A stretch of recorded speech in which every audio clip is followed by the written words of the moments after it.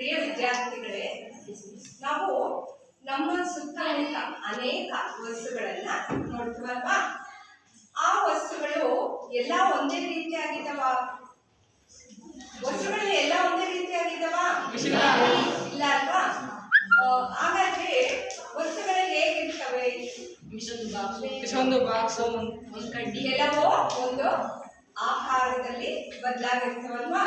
ಕೆಲವೊಂದು ಅವುಗಳ ರಾಶಿ ಸಹ ಅವುಗಳು ಬದಲಾಗಿರ್ತವೆ. ಈಗ ಕಲ್ಲಿನ ರಾಶಿ ಜಾಸ್ತಿ ಇರುತ್ತೆ, ಎಲೆಗಳ ರಾಶಿ ಕಡಿಮೆ ಇರುತ್ತೆ ಅಲ್ವಾ? ಹಾಗೆ ಅವುಗಳ ಗಾತ್ರ ಆಗಿರ್ಬೋದು, ಹಾಗೆ ಅವುಗಳ ಆಕಾರನೂ ಸಹ ಬದಲಾಗಿರುತ್ತೆ. ಅರ್ಥಾಗ್ತಾ ಇದೆಯಾ? ಸೊ ಹಾಗೆ ನಾವು ಅನೇಕ ವಸ್ತುಗಳನ್ನ ನಾವು ನೋಡ್ತೀವಿ. ವಸ್ತುಗಳು ದ್ರವ್ಯಗಳಿಂದ ಮಾಡಲ್ಪಟ್ಟಿರುತ್ತೆ ಅನ್ನೋದನ್ನ ನಾವು ತಿಳ್ಕೊಂಡಿದ್ವಿ. 7ನೇ ತರಗತಿಯಲ್ಲಿ ಅಥವಾ 8ನೇ ತರಗತಿಯಲ್ಲಿ ನೀವು ತಿಳ್ಕೊಂಡಿದ್ದೀರಾ? ಎಲ್ಲ ವಸ್ತುಗಳು ದ್ರವ್ಯದಿಂದ ಮಾಡಲ್ಪಟ್ಟಿವೆ. ಸೊ ಹಾಗಾದ್ರೆ ದ್ರವ್ಯ ಅಂದ್ರೆ ಏನು ಅನ್ನೋದನ್ನ ನಾವು ತಿಳ್ಕೊಳ್ತೀವಿ. ಸೊ ದ್ರವ್ಯ ಅಂದ್ರೆ ರಾಶಿಯುಳ್ಳ ಹಾಗೂ ಸ್ಥಳವನ್ನ ಆಕ್ರಮಿಸಬಲ್ಲ ಯಾವುದೇ ಒಂದು ವಸ್ತುವನ್ನ ನಾವು ದ್ರವ್ಯ ಅಂತ ಕರಿತೀವಿ. ಅರ್ಥಾಗ್ತಾ ಇದೆಯಾ? ಈಗ ರಾಶಿಯುಳ್ಳ ಹಾಗೂ ಸ್ಥಳವನ್ನ ಆಕ್ರಮಿಸಬಲ್ಲ ಯಾವುದೇ ಒಂದು ವಸ್ತು ಅಂದ್ರೆ, ಈಗ ಉದಾಹರಣೆಗೆ ಇಲ್ಲಿ ಒಂದು ಬೀಕರ್ ಇದೆ. ಸೊ ಆ ಬೀಕರನ್ನ ನಾನು ಇಲ್ಲಿ ಇಡ್ತೀನಿ. ಇದಕ್ಕೆ ಒಂದು ತೂಕ ಇದೆ ಅಲ್ವಾ? ಹಾಗಾದ್ರೆ ಅದನ್ನ ನಾನು ಇಲ್ಲಿ ಇಟ್ರೆ ಇದು ಸ್ಥಳವನ್ನ ಆಕ್ರಮಿಸಿಕೊಂಡಿದೆ. ಅರ್ಥ ಆಗ್ತಾ ಇದೆಯಾ? ಸೊ ಇದು ಒಂದು ತೂಕವನ್ನು ಹೊಂದಿದೆ, ಅಂದ್ರೆ ರಾಶಿಯನ್ನ ಹೊಂದಿದೆ ಮತ್ತು ಇಲ್ಲಿರುವಂತಹ ಸ್ಥಳವನ್ನ ಆಕ್ರಮಿಸಿಕೊಂಡಿದೆ. ಸೊ ರಾಶಿಯುಳ್ಳ ಹಾಗೂ ಸ್ಥಳವನ್ನ ಆಕ್ರಮಿಸಬಲ್ಲ ಯಾವುದೇ ಒಂದು ವಸ್ತುವನ್ನ ನಾವು ದ್ರವ್ಯ ಅಂತ ಕರಿತೀವಿ. ಅರ್ಥ ಆಗ್ತಾ ಇದೆಯಾ? ಹಾಗೆ ನಿಮ್ಮನ್ನು ಸಹ ನಾವು ದ್ರವ್ಯ ಅಂತ ಕರಿಬಹುದು. ಯಾಕೆಂದ್ರೆ ನಿಮಗೂ ಸಹ ಒಂದು ರಾಶಿ ಇದೆ ಮತ್ತು ನೀವು ಸಹ ಅಲ್ಲಿರುವಂತಹ ಸ್ಥಳವನ್ನ ಆಕ್ರಮಿಸಿದ್ರ. ಅರ್ಥ ಆಗ್ತಾ ಇದೆಯಾ? ಸೊ ಹಾಗೆ ನಾವು ದ್ರವ್ಯದ ಬಗ್ಗೆ ಪ್ರಾಚೀನ ಕಾಲದಲ್ಲೂ ಸಹ ದ್ರವ್ಯದ ಬಗ್ಗೆ ಅಲ್ಲಿನೂ ಸಹ ತಿಳಿಸಿದ್ದಾರೆ. ಅಂದ್ರೆ ದ್ರವ್ಯ ಯಾವುದರಿಂದ ಮಾಡಲ್ಪಟ್ಟಿದೆಯಪ್ಪ ಅಂದ್ರೆ ಪಂಚಭೂತಗಳಿಂದ ಮಾಡಲ್ಪಟ್ಟಿದೆ ಅಂತ ತಿಳಿಸಿದ್ರು. ಸೊ ಆ ಪಂಚಭೂತಗಳು ಯಾವುದಪ್ಪ ಅಂದ್ರೆ ಆಕಾಶ, ಭೂಮಿ, ಅಗ್ನಿ, ಆಮೇಲೆ ನೀರು, ಗಾಳಿ. ಅರ್ಥ ಆಗ್ತಾ ಇದೆಯಾ? ಸೊ ಇವು ಎಲ್ಲವೂ ದ್ರವ್ಯ ಅಂತ ತಿಳಿಸಿದ್ರು. ಸೊ ಅದೇ ರೀತಿ ಒಂದು ಕಣಾದ ಅನ್ನುವಂಥ ಪ್ರಾಚೀನ ಕಾಲದ ಋಷಿ ಮುನಿಗಳವರು, ನಮ್ಮ ಭಾರತ ದೇಶದ ಪ್ರಾಚೀನ ಋಷಿ ಮುನಿಗಳವರು, ಅವರು ಸಹ ಏನಂತ ಹೇಳಿದ್ರು ಅಂದ್ರೆ, ಅವರು ಒಂದು ದಿನ ಆಹಾರವನ್ನ ಮೆಲ್ಕ್ ಹಾಕುತ್ತಾ ಅವರು ಏನ್ ಮಾಡ್ತಾರೆ, ಸ್ವಲ್ಪ ಅಲ್ಲಿರುವಂತಹ ಇರುವೆಗಳಿಗೆ ಹಾಕೊಳ್ತಾ ಅವರು ಇದರಲ್ಲಿ ಹೋಗ್ತಾ ಇರ್ತಾರೆ, ಒಂದು ಕಾಡಿನಲ್ಲಿ ಹೋಗ್ತಾ ಇರ್ತಾರೆ. ಸೊ ಅವಾಗ ಅವ್ರು ಏನ್ ಮಾಡ್ತಾರೆ ಅಂದ್ರೆ, ಅವರು ಸೇವಿಸುವಂತ ಆಹಾರವನ್ನ ಸ್ವಲ್ಪ ಅವರು ಬಾಯಿಗೆ ಹಾಕೊಳ್ತಾರೆ, ನೆಕ್ಸ್ಟ್ ಅಲ್ಲಿರುವಂತ ಇರುವೆಗಳಿಗೆ ಹಾಕೊಳ್ತಾ ಹೋಗ್ತಾ ಇರ್ತಾರೆ. ಆಗ ಅವರಿಗೆ ವಿಭಜನೆ ಆಗ್ತಿರುವಂತ ಚಿಕ್ಕ ಕಣ ಉಂಟಾಗುತ್ತೆ.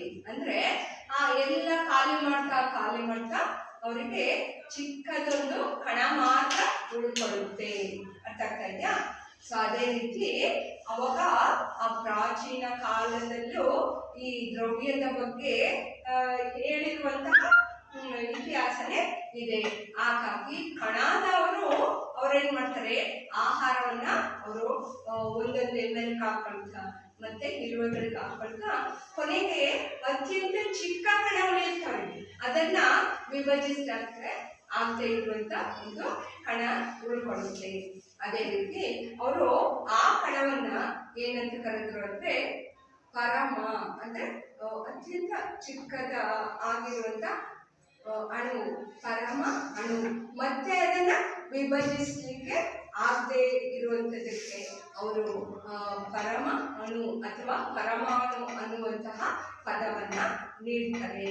ಅರ್ಥ ಆಗ್ತಾ ಇದೆಯಾ?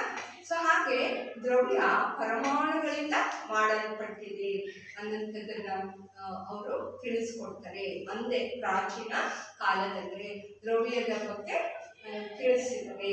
ಅರ್ಥ ಆಗ್ತಾ ಇದೆಯಾ? ಸೊ ಹಾಗೆ ದ್ರವ್ಯವು 3 ಸ್ಥಿತಿಗಳಿಂದ ಮಾಡಲ್ಪಟ್ಟಿರುತ್ತೆ: ಘನ, ದ್ರವ, ಅನಿಲ. ಅರ್ಥ ಆಗ್ತಾ ಇದೆಯಾ?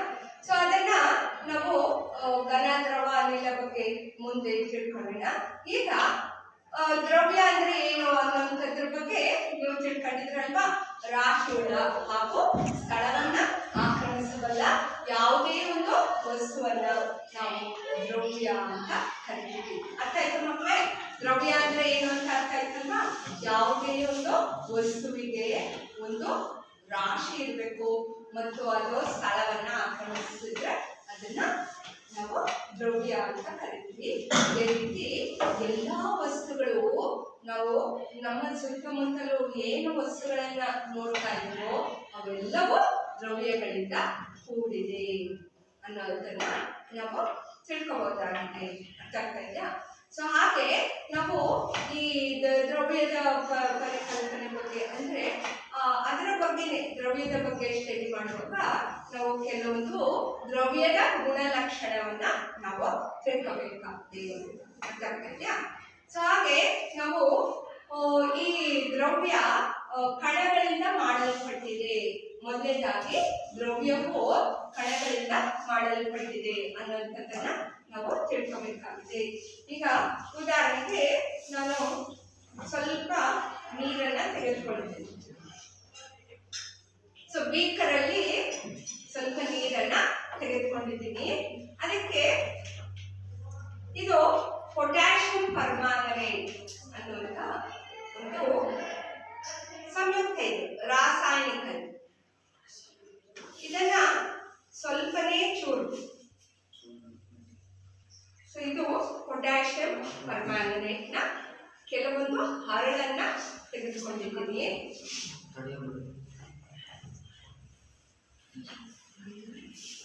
ಪೊಟ್ಯಾಷಿಯಂ ಪರ್ಮಾಂಗನೇಟ್ ನ ಹರಳು. ಅರ್ಥ ಆಗ್ತಾ ಇದೆಯಾ? ಸೊ ನಾನು ಏನ್ ಮಾಡ್ತೀನಪ್ಪ ಅಂದ್ರೆ ಒಂದೇ ಒಂದು ಹರಳನ್ನ ನಿಮ್ಗೆ ತೋರಿಸ್ಬೇಕಾ? ಚಿಕ್ಕ ಪೊಟ್ಯಾಷಿಯಂ ಪರ್ಮಾಂಗನೇಟ್ ನ ಹರಳು. ಸೊ ಇದು ಪಿಂಕ್ ಬಣ್ಣದಲ್ಲಿ ಇರುತ್ತೆ. ಈಗ ನೀರಿಗೆ ಹಾಕಿದಾಗ ಗೊತ್ತಾಗುತ್ತೆ ಯಾವ ಬಣ್ಣದಿಂದ ಯಾವ ಬಣ್ಣದಲ್ಲಿ. ಪೊಟ್ಯಾಷಿಯಂ ಪರ್ಮಾಂಗನೇಟ್ ನ ಹರಳು.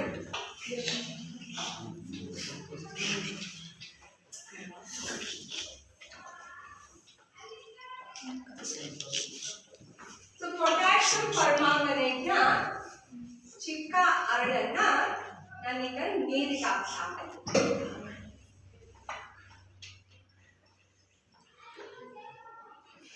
ನೀವೆಲ್ಲ ಏನ್ ಅಬ್ಸರ್ವ್ ಮಾಡ್ತಾ ಇದ್ದೀರಾ? ಪೊಟ್ಯಾಷಿಯಂನ ಚಿಕ್ಕ ಹರಳುಗಳು ಅಂದ್ರೆ ಅವುಗಳಲ್ಲಿ ಇರುವಂತಹ ಕಣಗಳು ಏನಾಗ್ತಾ ಇದೆ? ನೀರಿನೊಂದಿಗೆ ಬೆರೆತು ಹೋಗ್ತಾ ಇದೆ. ಇದೆಯಾ? ಆ ಕಣಗಳು ನೀರಿನೊಂದಿಗೆ ಬೆರೆತು ಹೋಗ್ತಾ ಇದೆ. ಅದೇ ರೀತಿ ಇಲ್ಲಿ ಪೊಟ್ಯಾಷಿಯಂ ಪರ್ಮಾಂಗನೇಟ್ ನ ಸಣ್ಣ ಕಣಗಳು. ಸೊ ಇನ್ನು ಸ್ವಲ್ಪ ಹೊತ್ತು ಬಿಟ್ಟು ನೋಡಿದಾಗ ನೀರಿನಲ್ಲೆಲ್ಲ ಆ ಕಣಗಳು ಬೆರೆತು ಹೋಗಿರ್ತವೆ. ಸೊ ಸ್ವಲ್ಪ ಹೊತ್ತು ನಾವು ಇದು ಯಾವ ಬಣ್ಣಕ್ಕೆ ತಿರುಗ್ತೀಗ? ಪಿಂಕ್ ಬಣ್ಣಕ್ಕೆ ತಿರುಗ್ತಲ್ವಾ? ಸೊ ಕಾಣಿಸ್ತಾ ಇದೆ ಎಲ್ಲರಿಗೂ? ಈಗ ಆ ದ್ರವ್ಯ ಏನಾಗುತ್ತೆ? ಆ ಕಣಗಳು ನೀರಿನ ಕಣಗಳೊಂದಿಗೆ ಬೆರೆತು ಹೋಗುತ್ತೆ. ಸೊ ಇದರಿಂದ ಈ ಪೊಟ್ಯಾಷಿಯಂ ಪರ್ಮಾಂಗನೇಟ್ ನ ಚಿಕ್ಕ ಕಣಗಳು ಅಂದ್ರೆ ಅದು ಒಂದು ದ್ರವ್ಯ ಕಣಗಳಿಂದ ಮಾಡಲ್ಪಟ್ಟಿದೆ ಅನ್ನುವಂಥದ್ದನ್ನ ನಾವು ತಿಳ್ಕೊಬೇಕಾಗಿದೆ. ಸೊ ಈಗ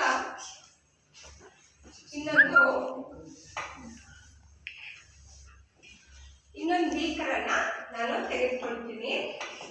ಇಲ್ಲಿ ನಿಮ್ಗೆಲ್ಲ ಕಾಣಿಸ್ತಾ ಇದೆ ಅಲ್ವಾ? ಒಂದು ಗುರ್ತಾಕಿ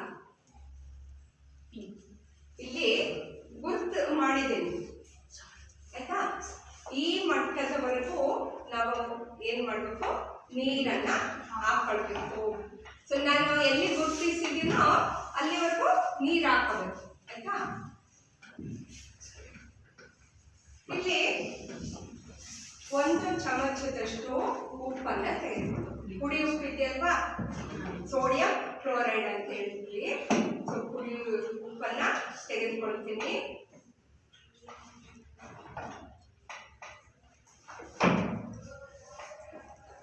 ಉಪ್ಪನ್ನ ತೆಗೆದುಕೊಂಡು ಇದ್ರೊಳಗೆ ಹಾಕ್ತೀನಿ. ಅರ್ಥ ಆಗ್ತಾ ಇದೆಯಾ?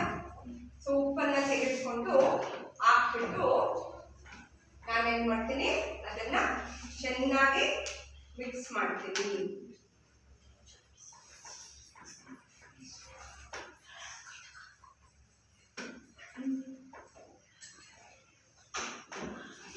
ಈಗ ಉಪ್ಪೇನಾಯ್ತು, ಕರೆಕ್ಟ್ ಅಲ್ವಾ? ಆದ್ರೆ ಇದರ ಲೆವೆಲ್ ನೋಡ್ರಿ, ಜಾಸ್ತಿ ಆಗಿದೆ ಅಷ್ಟೇ ಇದೆ, ಇಲ್ಲ ನೋಡಿ ಮಾರ್ಕ್ ಮಾಡಿದ್ರಲ್ಲ ಅಷ್ಟೇ ಇದೆ ನೀರು. ಅರ್ಥಾಗ್ತಾ ಇದೆಯಾ? ಯಾಕೆಂದ್ರೆ ಈಗ ದ್ರವದಲ್ಲಿ ಕಣಗಳು ಸ್ವಲ್ಪ ದೂರ ಇರ್ತವೆ ಅಂತ ಹೇಳಿದಲ್ವಾ. ಈಗ ನೋಡ್ರಿ, ಈಗ ಘನದ್ರವದಲ್ಲಿ ಪರಮಾಣುಗಳು ಒತ್ತಟ್ಟಿನ ಜೋಡಣೆಯಲ್ಲಿ ಇರ್ತವೆ. ಒತ್ತಟ್ಟಿನ ಜೋಡಣೆ ಅಂದ್ರೆ ಅವು ಹತ್ತತ್ರ ಇರ್ತವೆ, ಸ್ವಲ್ಪ ಅವು ಹತ್ತತ್ರ ಇರ್ತವೆ. ಅಂದ್ರೆ ಅವುಗಳ ನಡುವಿನ ಅವಕಾಶ ಬಹಳಷ್ಟು ಚಿಕ್ಕದಾಗಿರುತ್ತೆ. ಅಂದ್ರೆ ಆ ಪರಮಾಣುಗಳು ತುಂಬಾನೇ ಹತ್ತಿರ ಜೋಡಣೆಯನ್ನ ಹೊಂದಿರ್ತವೆ. ಅವುಗಳ ಪರಮಾಣುಗಳ ಅಂತರಾವಕಾಶ ಇರುತ್ತಲ್ವಾ, ಆ ಸ್ಥಳ ಬಹಳಷ್ಟು ಕಡಿಮೆ ಇರುತ್ತೆ. ಸೊ ಆದ್ರಿಂದ ಘನ ವಸ್ತುಗಳು ಬಹಳಷ್ಟು ಗಟ್ಟಿಯಾಗಿರ್ತವೆ. ಅರ್ಥ ಆಗ್ತಾ ಇದೆಯಾ? ದ್ರವದಲ್ಲಿ ಇರುವಂತಹ ಕಣಗಳು ಸ್ವಲ್ಪ ದೂರ ಇರ್ತವೆ. ಅರ್ಥ ಆಗ್ತಾ ಇದೆಯಾ? ಅವುಗಳ ಅಂತರಾವಕಾಶ ಅಂದ್ರೆ ಪರಮಾಣುಗಳ ನಡುವೆ ಇರುವಂತಹ ಅವಕಾಶಗಳು ಏನಾಗಿರುತ್ತೆ, ಸ್ವಲ್ಪ ದೂರ ಇರ್ತವೆ. ಅಂದ್ರೆ ಘನದಷ್ಟು ಹತ್ತಿರ ಇರಲ್ಲ, ಮತ್ತೆ ಅನಿಲಗಳಲ್ಲಿ ಬಹಳಷ್ಟು ದೂರ ಇರುತ್ತೆ. ಅಂದ್ರೆ ಅವುಗಳ ನಡುವೆ ಇರುವಂತಹ ಅವಕಾಶಗಳು ಬಹಳಷ್ಟು ದೂರ ಇರುತ್ತೆ. ಅರ್ಥ ಆಗ್ತಾ ಇದೆಯಾ? ಈಗ ನೋಡ್ರಿ, ನಾನು ಈಗ ಉಪ್ಪನ್ನ ಹಾಕಿ ನೀರಲ್ಲಿ ಕರಗಿಸಿದ್ದೆ ಅಲ್ವಾ, ಉಪ್ಪನ್ನ ನೀರಲ್ಲಿ ಕರಗಿಸಿದ್ದೆ. ಆದ್ರೆ ಇಲ್ಲಿ ನಾವೇನು ಗೊತ್ತು ಮಾಡಿದ್ವೋ ಅಷ್ಟೇ ಇದೆ. ಯಾಕೆ ಹೇಳಿದ್ರಿ? ಯಾರಿಗಾರ ಗೊತ್ತಾ ಯಾಕೆ ಅಂತ? ಯಾಕೆ ಹಾಗೆ ಅಂದ್ರೆ ಅದರ ಲೆವೆಲ್ ಹಾಗೆ ಇದೆ.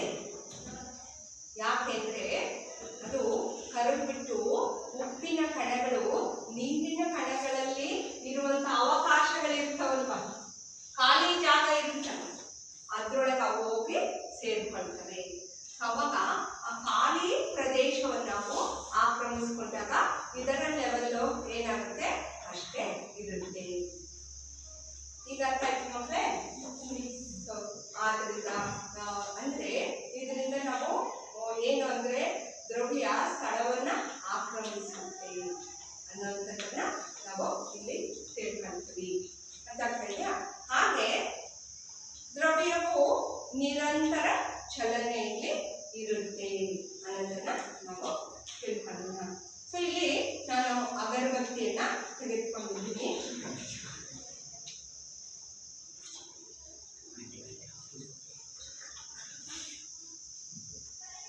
ಈಗ ಏನ್ ಮಾಡ್ತಾ ಇದ್ದೀನಿ, ಅಗರಬತ್ತಿಯನ್ನ ಹಚ್ತಾ ಇದ್ದೀನಿ. ಅಂತ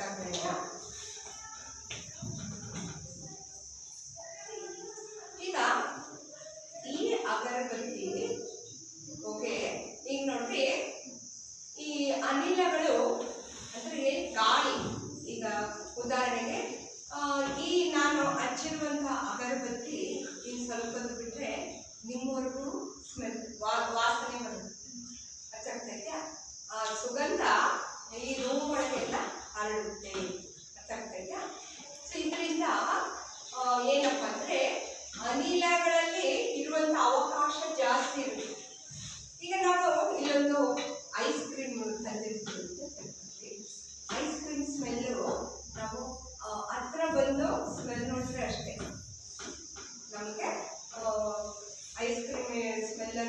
ಅನುಭವಿಸೋದು. ಅದೇ ನಾವು ಅನಿಲಗಳು ಅಂದರೆ ಗಾಳಿಯ ಮೂಲಕ ವಿಸರಣೆ ಬೇಗ ಆಗೋದು. ಯಾಕೆ ಹೇಳಿ, ಇವುಗಳ ನಡುವೆ ಇರುವಂತ ಅಂತರಾವಕಾಶ ಜಾಸ್ತಿ ಇದೆ.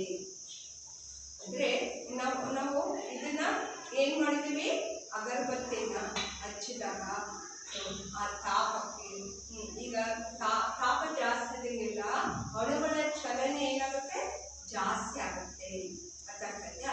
ಸೊ ಈ ರೀತಿ ನಾವು ಈ ಘನ, ದ್ರವ ಮತ್ತು ಅನಿಲಗಳಲ್ಲಿ ಯಾವ ರೀತಿ ಈ ಕಣಗಳು ಮಾಡಲ್ಪಟ್ಟಿವೆ, ಹಾಗೆ ಇವುಗಳ ನಡುವೆ ಅಂತರಾವಕಾಶ ಯಾವ ರೀತಿ ಇದೆ ಅನ್ನೋದನ್ನ ನಾವು ತಿಳ್ಕೊಂಡು ಅಲ್ವಾ. ಅದೇ ರೀತಿ ಈಗ ಘನಕ್ಕೆ ನಿರ್ದಿಷ್ಟವಾಗಿರುವಂತಹ ಆಕಾರ ಇರುತ್ತೆ. ಅರ್ಥಾಗ್ತದೆಯಾ? ಈಗ ನೋಡ್ರಿ, ಒಂದು ಡಸ್ಟರ್ ಆಗಲಿ ಅಥವಾ ಇದೊಂದು ಜಾಮೆಟ್ರಿ ಬಾಕ್ಸ್ ಆಗಲಿ ಅಲ್ವಾ, ಜಾಮೆಟ್ರಿ ಬಾಕ್ಸ್ ಇವಕ್ಕೆಲ್ಲ ಏನಂದ್ರೆ ನಿಮ್ಮ ಪುಸ್ತಕ ಆಗಲಿ ಅಲ್ವಾ, ಇದು ಘನ ಸ್ಥಿತಿಯಲ್ಲಿ. ಅರ್ಥ ಆಗ್ತಾ ಇದೆಯಾ? ಇದಕ್ಕೆ ಒಂದು ನಿರ್ದಿಷ್ಟವಾಗಿರುವಂತ ಆಕಾರ ಇದೆ ಅಲ್ವಾ, ಆಕಾರ ಇದೆ ಅಲ್ವಾ, ನಿರ್ದಿಷ್ಟವಾಗಿರುವಂಥದ್ದು. ಸೊ ಹಾಗೆ ಇಲ್ಲಿ ನಿಮ್ಮ ವಾಟರ್ ಬಾಟಲ್ ಇದೆ, ಇದರೊಳಗೆ ಏನಿದೆ, ನೀರು ತುಂಬಿದೆ. ಸೊ ನೀರು, ಅದೇ ನೀರನ್ನ ನಾನು ಚೆಲ್ತೀನಿ, ಸ್ವಲ್ಪ ನೀರೇನಾಗ್ತಾ ಇದೆ, ಹರಿತಾ ಇದೆ ಅಲ್ವಾ. ಅಂದ್ರೆ ಈ ದ್ರವದಲ್ಲಿ ಇರುವಂತ ಕಣಗಳ ನಡುವಿನ ಅವಕಾಶ ಸ್ವಲ್ಪ ದೂರ ಇರುತ್ತೆ. ಸೊ ಆದ್ದರಿಂದ ದ್ರವಗಳು ಹರಿತವೆ. ಮತ್ತೆ ದ್ರವಗಳಿಗೆ ನಿರ್ದಿಷ್ಟ ಆಕಾರ ಇರಲ್ಲ. ನಾನು ನೀರು ಚೆಲ್ಲಿದ್ನಪ್ಪ, ಇಲ್ಲೆಲ್ಲ ನೀರು ಅಂದ್ರೆ ಹರಿತು ಸ್ವಲ್ಪ, ಅಂದ್ರೆ ಅದಕ್ಕೆ ನಿರ್ದಿಷ್ಟವಾಗಿರುವಂತ ಆಕಾರ ಇಲ್ಲ. ಆದರೆ ಅದು ಸಂಗ್ರಾಹಕದ ಆಕಾರವನ್ನ ಪಡ್ಕೊಳ್ಳುತ್ತೆ. ಸಂಗ್ರಾಹಕದ ಆಕಾರ ಅಂದ್ರೆ ನಾವು ಇದನ್ನ ನೀರನ್ನ ನಾವು ಬಾಟಲ್ ಅಲ್ಲಿ ಸಂಗ್ರಹಿಸಿದ್ವಿ. ಅರ್ಥ ಆಗ್ತಾ ಇದೆಯಾ? ನೀರನ್ನ ಬಾಟಲ್ ಅಲ್ಲಿ ಸಂಗ್ರಹಿಸಿದ್ವಿ. ಅದೇ ರೀತಿ ಇವುಗಳಿಗೆ ಘನಕ್ಕೆ ನಿರ್ದಿಷ್ಟವಾಗಿರುವಂತ ಆಕಾರ ಇರುತ್ತೆ, ಮತ್ತೆ ಅದಕ್ಕೆ ರಾಶಿನೂ ನಿರ್ದಿಷ್ಟ ಇರುತ್ತೆ. ಸೊ ನಾವು ಒಂದು ಜಾಮೆಟ್ರಿ ಬಾಕ್ಸ್ ಈಗಾಗಲೇ ಹೇಳಿದಂಗೆ, ಆ ಜಾಮೆಟ್ರಿ ಬಾಕ್ಸ್ ಅನ್ನ ತೂಕ ಮಾಡಿದ್ರೆ ಇಂತಿಷ್ಟೇ ಗ್ರಾಮ್ಸ್ ಅಂತ ಇರುತ್ತಲ್ವಾ, ಇಂತಿಷ್ಟೇ ಗ್ರಾಮ್ ಅಂತ ಇರುತ್ತೆ. ಅದಕ್ಕೆ ನಾವು ಒಡವೆಯನ್ನ ತೂಕ ಮಾಡಿದ್ರು ಇಷ್ಟು ಗ್ರಾಮ್ ಅಂತ ತೂಕ ಮಾಡ್ತಾರಲ್ವಾ, ಅಂದ್ರೆ ಅದಕ್ಕೂ ಒಂದು ರಾಶಿ ಇದೆ ಅಂತ ಅರ್ಥ. ಅದಕ್ಕೆ ಸೊ ಹಾಗೆ ಇವುಗಳಿಗೂ ಅಷ್ಟೇ, ನಾವು ದ್ರವವನ್ನ ಲೀಟರ್ಗಳಲ್ಲಿ ಅಳಿತೀವಲ್ವಾ, ಲೀಟರ್. ಅದೇ ರೀತಿ ನಾವು ಇದು ಎಷ್ಟು ಲೀಟರ್ ಇದೆ ಅಂತ ಹೇಳ್ಬೋದಲ್ವಾ. ಎಷ್ಟು ಲೀಟರ್ ವಾಟರ್ ಬಾಟಲ್ ಇದೆ? ಅರ್ಧ ಲೀಟರ್ ವಾಟರ್ ಬಾಟಲ್ ಅಲ್ವಾ. ಸೊ ಈ ರೀತಿ ದ್ರವಗಳನ್ನೇ ನಾವು ಲೀಟರ್ಗಳಲ್ಲಿ ಅಳಿತೀವಿ. ಅದೇ ರೀತಿ ಇದಕ್ಕೂ ಸಹ ನಿರ್ದಿಷ್ಟ ಅಂದ್ರೆ ಒಂದು ರೀತಿಯಾಗಿರುವಂತ ನಾವು ರಾಶಿ ಇರುತ್ತೆ ಇದಕ್ಕೂ, ಮತ್ತೆ ಅದನ್ನ ಅಳಿಬೋದಲ್ವಾ, ನಾವು ಲೀಟರ್ಗಳಲ್ಲಿ ಅಳಿತೀವಿ. ಅರ್ಥ ಆಗ್ತಾ ಇದೆಯಾ? ಸೊ ಹಾಗೆ ನಾವು ಈಗ ಇವುಗಳ ಘನ, ದ್ರವ ಮತ್ತು ಅನಿಲಕ್ಕೆ ಇರುವಂತ ವ್ಯತ್ಯಾಸವನ್ನ ನಾವು ತಿಳ್ಕೊಂಡ್ವಿ. ಈಗ ನೋಡಿ, ಇದು ಅಗರಬತ್ತಿ ಉರಿತಾ ಇದೆ ಅಲ್ವಾ. ಸೊ ಇದರಲ್ಲಿ ಹೊಗೆ ಹೋಗ್ತಾ ಇದೆ, ಅನಿಲ ಬಿಡುಗಡೆ ಆಗಿದೆ. ಸೊ ಇದಕ್ಕೆ ನಿರ್ದಿಷ್ಟ ಆಕಾರ ಇದೆ ನೋಡ್ರಿ, ಇದೆಯಾ? ಇಲ್ಲ ಮಿಸ್. ಈ ಕಡೆ ಹೋಗುತ್ತೆ, ಈ ಕಡೆನೂ ಹೋಗ್ತಾ ಇದೆ. ಅಂದ್ರೆ ಅನಿಲಗಳಿಗೆ ನಿರ್ದಿಷ್ಟ ಆಕಾರ ಇರಲ್ಲ. ಅರ್ಥ ಆಗ್ತಾ ಇದೆಯಾ? ಅನಿಲಗಳಿಗೆ ರಾಶಿ ಇರುತ್ತೆ. ಯಾಕೆಂದ್ರೆ ನಾವು ಒಂದು ಬಲೂನ್ ಅನ್ನ ತೆಗೆದುಕೊಂಡು ಬಲೂನ್ ಅನ್ನ ಊದ್ತೀವಿ. ಅರ್ಥ ಆಗ್ತಾ ಇದೆಯಾ? ಆ ಬಲೂನ್ ಅನ್ನ ಊದಾಗ ಈಗ ನೋಡ್ರಿ, ಖಾಲಿ ಬಲೂನ್ ಅನ್ನ ನಾವು ತೂಕ ಮಾಡಿ ಊದಿರುವಂತ ಬಲೂನ್ ಅನ್ನ ತೂಕ ಮಾಡಿದ್ರೆ ಅದಕ್ಕೆ ರಾಶಿ ಇರುತ್ತೆ, ಸ್ವಲ್ಪನಾದ್ರೂ ರಾಶಿ ಇರುತ್ತೆ. ಅದೇ ರೀತಿ ನಿಮ್ಮ ಮನೆಗಳಲ್ಲಿ, ಅಡುಗೆ ಮನೆಯಲ್ಲಿ ಸಿಲಿಂಡರ್ ಅನ್ನ ಬಳಸ್ತೀರಿ. ಅರ್ಥ ಆಗ್ತಾ ಇದೆಯಾ?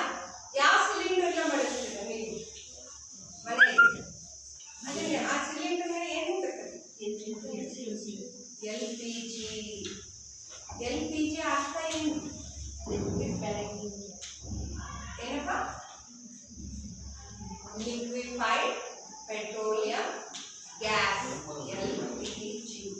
ಅಂದ್ರೆ ಅದನ್ನ ಒತ್ತಡದಿಂದ ಶೇಖರಿಸಿರ್ತಾರೆ ಅನಿಲವನ್ನು. ಸೊ ಅದಕ್ಕೂ ಒಂದು ರಾಶಿ ಇದೆ ಅಲ್ವಾ. ನೀವು ನಿಮ್ಮ ಮನೆಯಲ್ಲಿರುವಂತಹ ಸಿಲಿಂಡರ್ಗಳ ಮೇಲೆ 14.5 ಅಥವಾ 15 kg ಅಥವಾ 16 kg ಅನ್ನುವಂಥ ಸಿಲಿಂಡರ್ ಮೇಲೆ ಬರ್ದಿರ್ತಾನೆ. ನೋಡಿದ್ದೀರಾ? ಇದು ಎಷ್ಟು ಜನ ಅಬ್ಸರ್ವ್ ಮಾಡಿದ್ದೀರಾ? ಸಿಲಿಂಡರ್ ಮೇಲೆ ತೂಕ ಇರುತ್ತಾನೆ. ಎಷ್ಟಿರುತ್ತಪ್ಪ ನಿಮ್ಮ ಮನೆ ಸಿಲಿಂಡರ್? ನಿತಿನ್ ನಾಯ್ಕ ಎಷ್ಟಿರುತ್ತೆ? Nitin Naik 16 kg cylinder. ಆಯ್ತಾ? ಇವತ್ತೇ ನೀವು ಮನೆ ಮೇಲೆ ಹೋಗಿ ಇದು ಮನೆಯಲ್ಲಿ ಹೋಗ್ಬಿಟ್ಟು ನಿಮ್ಮ ಸಿಲಿಂಡರ್ ಮೇಲೆ ಎಷ್ಟೆಷ್ಟು ತೂಕ ಇದೆ ಅಂತ ನಾಳೆ ಹೇಳಬೇಕು. ಹಾಗೆ ಲಿಕ್ವಿಫೈಡ್ LPGಯನ್ನ ನಾವು ಏನ್ ಮಾಡ್ತೀವಪ್ಪ ಅಂದ್ರೆ ಅದನ್ನ ಕಂಪ್ರೆಸ್ ಮಾಡಿಬಿಟ್ಟು ಆ ಸಿಲಿಂಡರ್ಗಳಲ್ಲಿ ತುಂಬಿರ್ತಾರೆ. ಹೀಗೆ ಹೇಳಿದ್ರಲ್ವಾ, ಅದಕ್ಕೂ ತೂಕ ಇದೆ ಅಲ್ವಾ. ಒಬ್ಬೊಬ್ಬರ ಮನೆಯಲ್ಲಿ ಒಂದೊಂದು ರೀತಿ ಸಿಲಿಂಡರ್ಗಳು 14.5 ಅಥವಾ 15 kg. ಆಮೇಲೆ ನಿಖಿಲ್ ನಾಯ್ಕ ಏನಂತ ಹೇಳ್ದ, 16 kg ಸಿಲಿಂಡರ್ ನಮ್ಮನೆಯಲ್ಲಿ ಇದೆ ಅಂತ ಹೇಳ್ತಾರಲ್ವಾ. ಅಂದ್ರೆ ಇದ್ರ ಅರ್ಥ ಏನು? ಅನಿಲಕ್ಕೂ ಒಂದು ರಾಶಿ ಇದೆ ಅಂತ ಅರ್ಥ. ಲಿಕ್ವಿಫೈಡ್ ಪೆಟ್ರೋಲಿಯಂ ಅನಿಲವನ್ನ ನಾವು ಅಡಿಗೆ ಮಾಡಲಿಕ್ಕೆ ಬಳಸ್ತಾ ಇದ್ದೀವಿ. ಅದರಲ್ಲೂ ಸಹ ಒಂದು ರಾಶಿ ಇದೆ. ಅದನ್ನು ಸಹ ನಾವು ಅಳಿಬಹುದು. ಅರ್ಥ ಇದೆಯಾ? ಸೊ ಹಾಗೆ ಘನ, ದ್ರವ, ಅನಿಲ. ಆದ್ರೆ ಅನಿಲನೂ ಸಹ ಸಂಗ್ರಾಹಕದ ಆಕಾರವನ್ನ ಪಡ್ಕೊಳ್ಳುತ್ತೆ. ಅಂದ್ರೆ ಇದ್ರ ಅರ್ಥ ಏನು? ಅದನ್ನು ಸಹ ಸಿಲಿಂಡರ್ ಆಕೃತಿಯನ್ನ ಪಡ್ಕೊಳ್ಳುತ್ತೆ. ಅರ್ಥ ಆಯ್ತಾ ಮಕ್ಕಳೇ? ಪಾಠ ಅರ್ಥ ಆಯ್ತಾ? ಸೊ ಹಾಗೆ ನಾವು ನಾಳೆ ಬಾಷ್ಪೀಕರಣ ಅಂದ್ರೆ ಏನು, ಬಾಷ್ಪೀಕರಣದ ಮೇಲೆ ಪ್ರಭಾವ ಬೀರುವ ಅಂಶಗಳು ಯಾವುವು ಅನ್ನೋದನ್ನ ನಾವು ಹೇಳ್ಕೊಳ್ಳೋಣ. ಅರ್ಥ ಆಗ್ತೈತಾ? ಹಾಗೆಯೇ ಈಗ ಮೂಲಭೂತವಾಗಿ ದ್ರವ್ಯ 3 ಸ್ಥಿತಿಗಳಿಂದ ಮಾಡಲ್ಪಟ್ಟಿದೆ ಅನ್ನೋದನ್ನ ನೀವು ತಿಳ್ಕೊಂಡ್ರಲ್ವಾ. ಅದೇ ರೀತಿ 4ನೇ ಸ್ಥಿತಿ ಪ್ಲಾಸ್ಮಾ ಸ್ಥಿತಿ ಅಂತ ಇದೆ. ಆಮೇಲೆ ಬೋನ್ಸ್ ಐಸ್ಟೀನ್ ಸಾಂದ್ರೀಕರಣ ದ್ರವ ಅನ್ನುವಂಥದ್ದು ಅದು ನಿಮ್ಮ ಮುಂದಿನ ಪಾಠದಲ್ಲಿ ಬರುತ್ತೆ. ಅದರ ಬಗ್ಗೆನೂ ನಾನು ತಿಳಿಸ್ಕೊಡ್ತೇನೆ. ಆಯ್ತಾ? ಹಾಗೆ ಅದು ದ್ರವ್ಯದ 5ನೇ ಸ್ಥಿತಿ. ಸೊ ಅದೇ ರೀತಿ ಈ ಪ್ಲಾಸ್ಮಾ ಸ್ಥಿತಿ ಎಲ್ಲಿರುತ್ತಪ್ಪ ಅಂದ್ರೆ ಸೂರ್ಯ ಮತ್ತು ನಕ್ಷತ್ರಗಳ ಅಲ್ಲಿ ಎಲ್ಲಿರುವಂತಹ ಟೆಂಪರೇಚರ್ 6000 ಕೆಲ್ವಿನ್ ತಾಪ ಇರುತ್ತೆ ಸೂರ್ಯನಲ್ಲಿ. ಅರ್ಥ ಆಗ್ತಾ ಇದೆಯಾ? ನಾವು ಸೂರ್ಯನಲ್ಲಿ ಹೋಗಕ್ಕೆ ಸಾಧ್ಯನಾ? ಇಲ್ಲ ಅಲ್ವಾ. ಸೊ ಅದೇ ರೀತಿ ಅಷ್ಟೊಂದು ಟೆಂಪರೇಚರ್ ಇರುತ್ತೆ. ಅಲ್ಲಿ ನಾವು ಪ್ಲಾಸ್ಮಾ ಸ್ಥಿತಿಯನ್ನ ನಾವು ಕಾಣಬಹುದು. ಅರ್ಥ ಆಗ್ತಾ ಇದೆಯಾ? ಸೊ ಹಾಗೆ ನಾವು ಈ ದಿನ ದ್ರವ್ಯ ಅಂದ್ರೆ ಏನು, ಆಮೇಲೆ ದ್ರವ್ಯವನ್ನ ಯಾವ ರೀತಿ ಅಂದ್ರೆ ಪರಮಾಣು ಅನ್ನುವಂತಹ ಇದನ್ನ ಪದವನ್ನ ಯಾರು ಕೊಟ್ಟರು ಅನ್ನೋದು ಕಣಾದವರು ಕೊಟ್ರಲ್ವಾ. ಅವರು ಪ್ರಾಚೀನ ಋಷಿ ಮುನಿಗಳು. ಇದ್ರ ಬಗ್ಗೆ ಸಹ ನಾನು ತಿಳಿಸ್ದೆ ಅಲ್ವಾ. ಹಾಗಾದ್ರೆ ಮತ್ತೆ ಹೋಮ್ವರ್ಕ್ಗೂ ನೀವು ಬರ್ಕೋಬೇಕು. ಗೊತ್ತಾಗ್ತಿದ್ಯಾ? ಆಮೇಲೆ ನಾಳೆ ನಿಮ್ಮ ಮನೆಯಲ್ಲಿ ಇರುವಂತಹ ಇವನ್ನ ಯಾವ ಸಿಲಿಂಡರ್ ಮೇಲೆ ಇರುವಂತಹ ತೂಕ ಎಷ್ಟು ಅಂತ ಬರ್ಬೇಕು. ಅರ್ಥ ಆಗ್ತಾ ಇದ್ಯಾ? ಹಾಗೆ ಈಗ ಕೆಲವೊಂದು ಕ್ವಶನ್ಸ್ ಅನ್ನ ನಿಮಗೆ ಪಾಠ ಎಷ್ಟು ಅರ್ಥ ಆಗಿದೆ ಅನ್ನೋದನ್ನ ನಾನು ನಿಮ್ಗೆ ಹೇಳ್ತೀನಿ. ಆಯ್ತಾ? ಅದನ್ನೇ ನೀವು ನನಗೆ ತಿಳಿಸ್ಬೇಕು. ಈಗ ದ್ರವ್ಯ ಎಂದರೆ ಇಲ್ಲಿ ಯಾರ ಕೈ ಇರ್ತಿಲ್ಲ. ದ್ರವ್ಯ ಎಂದರೆ ಹೇಳಿ.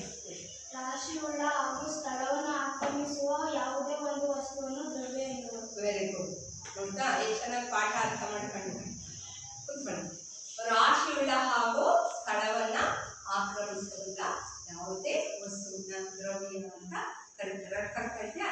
ಸೊ ಅದು 1ನೇ ಕ್ವಶನ್ ನೋಟ್ ಮಾಡ್ಕೊಳ್ರಿ, ಪುಸ್ತಕ ತೆಗೀರಿ. ದ್ರವ್ಯ ಎಂದರೇನು ಬರ್ಕೊಳ್ಳಿ ಅಂತ. ನೆಕ್ಸ್ಟ್ ದ್ರವ್ಯ ಯಾವುದರಿಂದ ಮಾಡಲ್ಪಟ್ಟಿದೆ? ದ್ರವ್ಯ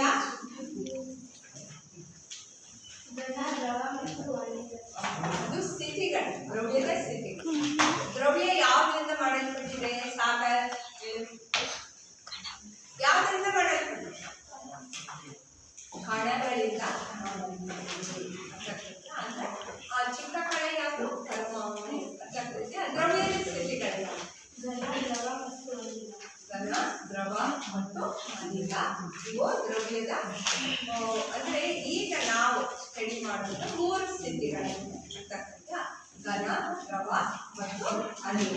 ವೆರಿ ಗುಡ್. ಇದು ಕ್ವಶನ್ 3 ಕ್ವಶನ್ ನೋಟ್ ಮಾಡ್ಕೊಂಡ್ರಿ. ದ್ರವ್ಯ ಎಂದರೇನು, ದ್ರವ್ಯದ ಸ್ಥಿತಿಗಳು ಯಾವುವು. ಈಗ ನೋಡ್ರಿ, ಪೊಟ್ಯಾಷಿಯಂ ಪರ್ಮಾಂಗನೇಟ್ನ ಕಣಗಳು ಎಲ್ಲ ಏನಾಗಿದೆ, ನೀರಿನೊಂದಿಗೆ ಎಲ್ಲ ಬೆರೆತೋಗಿದ್ದಾವೆ. ಅಂದ್ರೆ ಆ ಕಣಗಳು ನೀರಿನ ಇರುವಂತಹ ಅವಕಾಶ ಏನಿದೆ ಅದರೊಳಗೆ ಇದು ಬೆರೆತೋಗಿದೆ. ಸೊ ನೀರು ಪೂರ್ತಿ ವಿಸರಣೆ ಆಯ್ತಲ್ವಾ, ನೀರು ಪೂರ್ತಿ ಪಿಂಕ್ ಗುಲಾಬಿ ಬಣ್ಣಕ್ಕೆ ತಿರುಗುತ್ತಲ್ವಾ, ಅದಾಗ್ತಾ ಇದೆಯಾ. ಸೊ ಕ್ವಶನ್ಸ್ ಅನ್ನ ನೋಟ್